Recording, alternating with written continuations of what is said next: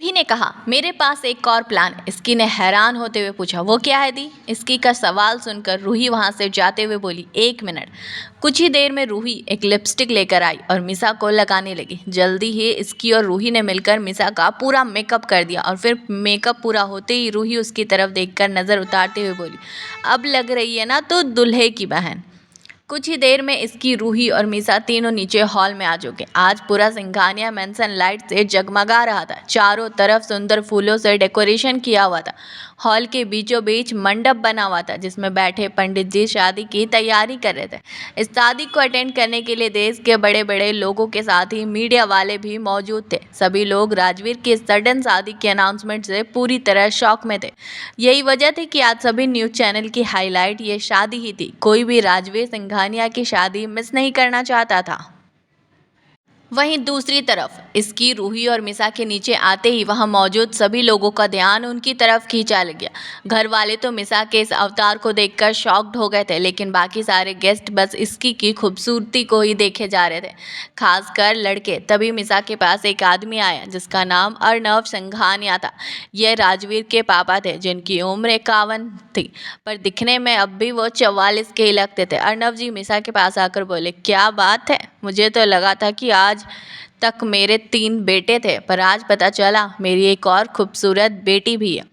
अर्नव की यह बात सुनकर रूही हंसते हुए बोली, आप ना डैड। फिर सभी एक साथ हंसने लगे। मिसा मुंह बनाते हुए बोली, हाँ हाँ, वेरी फनी डैड। यहाँ पर जोक मारने से अच्छा आप जाकर अपने बेटे से पूछे कि उसे ये शादी का भूत चढ़ा हुआ है, वो भी उस लिपस्टिक की दुकान से। मिसा की ये बात सुनकर अर्नव जी ने कहा, मेरा बेटा तुम्हारा भाई है, अगर तुमको इतनी ही प्रॉब्लम है इस शादी से तो तुम खुद क्यों नहीं पूछ लेती? मेरे कंधे पर बंदूक रखकर क्यों चला रही हो? मिसा ने तुरंत जवाब में कहा, जब आप उस डेविल के फादर होकर भी कुछ नहीं बोल पाते तो मैं क्या ही बोल लूँगी। इस पर अर्नव जी थोड़ा सा स्माइल करते हुए बोले, इसलिए चुपचाप ये शादी एंजॉय करो। वैसे इन सब में सारी गलती मेरे पापा की है, उन्होंने बिल्कुल अपनी तरह बना दिया है राजवीर को। अर्नव जी की बात पर मिसा ने अग्री होते हुए कहा, हाँ, और खुद तो ऊपर चले गए और हमें छोड़ गए भुगतने के लिए। वहीं दूसरी तरफ राजवीर के रूम में राजवीर अपने रूम में दूल्हे के गेटअप में पूरी तरह तैयार था।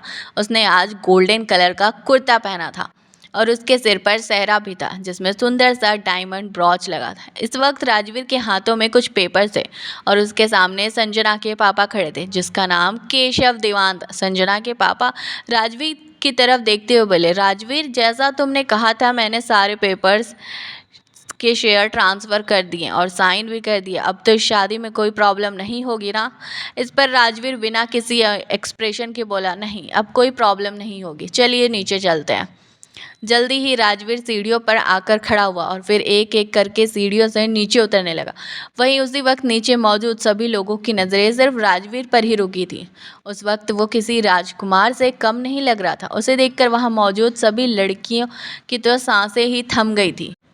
तभी मिसा फुसफुसा कर रूही के कान में बोली, यार कुछ भी कह लो, भाई हैंडसम तो बहुत है, आज कितनी लड़कियों का दिल टूटने वाला। मिसा की बात सुनकर रूही ने कहा, हाँ मिसी, बात तो तू ठीक कह रही। वहीं मिसा और रूही के बगल में खड़ी इसकी भी इस वक्त एकटक राजवीर को ही देखते हुए मन में ही मन बोली, दिखने में तो ये बिल्कुल सपनों के राजकुमार जैसे लगते हैं, लेकिन हकीकत में बिल्कुल डेविल है। दूसरी तरफ राजवीर नीचे आकर कुछ बिजनेसमैन से मिल ही रहा था, तभी उसकी नज़र इसकी पर पड़ी जो इस वक्त बहुत ज़्यादा प्यारी लग रही थी। राजवीर ने इसकी को बहुत प्यार से देखा और तुरंत ही अपने असिस्टेंट को कुछ इशारा करके मंडप पर जाकर बैठ गया।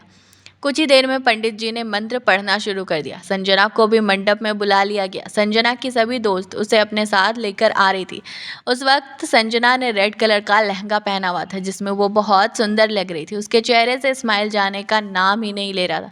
उसको देखकर मिसा इसकी से बोली, आज तो ये भी सुंदर लग रही है यार। इस पर इसकी ने मुस्कुरा कर कहा, हाँ सुंदर तो लग रही है, और वैसे भी लड़की अपनी शादी वाले दिन ही सबसे ज़्यादा सुंदर लगती है। तो मिसा बोली, हाँ जो भी हो, तेरे से कम ही सुंदर है। पर इस पर इसकी ने स्टाइल मारते हुए कहा, अब मैं क्या करूं, अगर मैं परियों की तरह सुंदर हूं तो? मिसा मुंह बनाते हुए बोलती, बस कर, जब देखो खुद की तारीफ करती रहती है। संजना भी मंडप पर जाकर बैठ चुकी थी और धीरे धीरे रस्में आगे बढ़ने लगी। तभी अचानक से वहां की सभी लाइट चली गई। इस अंधेरे में सभी लोगों की आवाजें गूंजना शुरू हो गई। इस पर मिसा कंफ्यूज सी होकर बोली, यार ये लाइट कैसे चली गई? तभी अर्णव जी ने तेज आवाज में ऑर्डर देते हुए कहा, कोई स्टाफ जाकर लाइट्स चेक करो। चारों तरफ हलचल का माहौल था।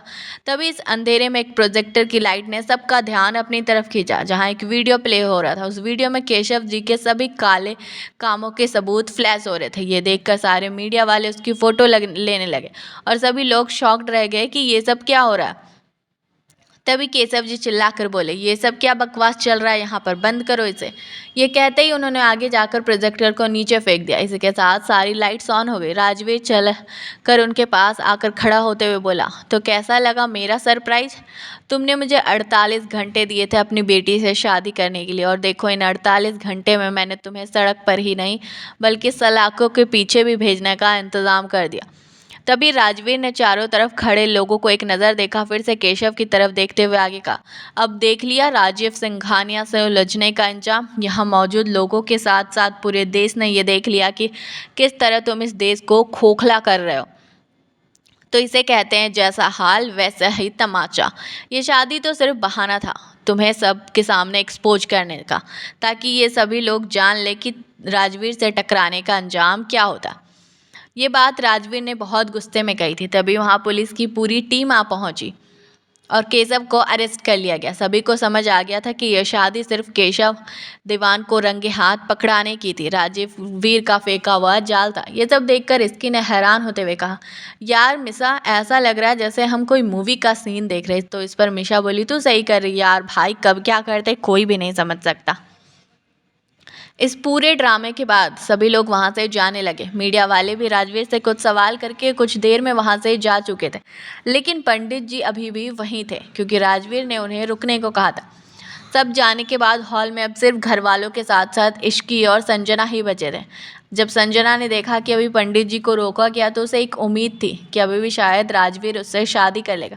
तभी राजवीर की दादी ने उससे सवाल करते हुए कहा, राजवीर यही सब करना था तो शादी का नाटक क्यों? इस पर राजवीर बोला, क्योंकि मुझे केशव दीवान के शेयर्स चाहिए थे जो वो मुझे शादी वाले दिन ही देने वाला था। तो दादी ने फिर से पूछा, लेकिन राजवीर शादी का क्या? तुझे याद है ना कि तुझे आने वाले 2 दिनों में शादी तो करनी ही होगी, क्योंकि तेरे दादाजी ने वसीयत में लिखा है कि तुझे 30 से पहले पहले शादी करनी है, नहीं तो ये सारी प्रॉपर्टी ट्रस्ट में चली जाएगी और फिर अब तो तू 2 दिन बाद 30 का होगा। इस पर राजवीर बोला, मैं कुछ नहीं भूला दादी, मेरी शादी आज और अभी होगी। राजवीर की बात सुनकर अर्णव जी ने कंफ्यूज होते हुए पूछा, तुम संजना से शादी करोगे? राजवीर ने साफ इनकार करते हुए कहा, नहीं। राजवीर का जवाब सुनकर सभी घर वाले कंफ्यूज हो गए, क्योंकि यहाँ पर मौजूद लोगों में से सिर्फ संजना ही थी जिससे राजवीर शादी कर सकता था। राजवीर के शादी से इनकार करने पर क्या होगा, संजना का रिएक्शन, और आखिर किससे करने वाला है राजवीर शादी, ये आपको अगले एपिसोड में बताएंगे।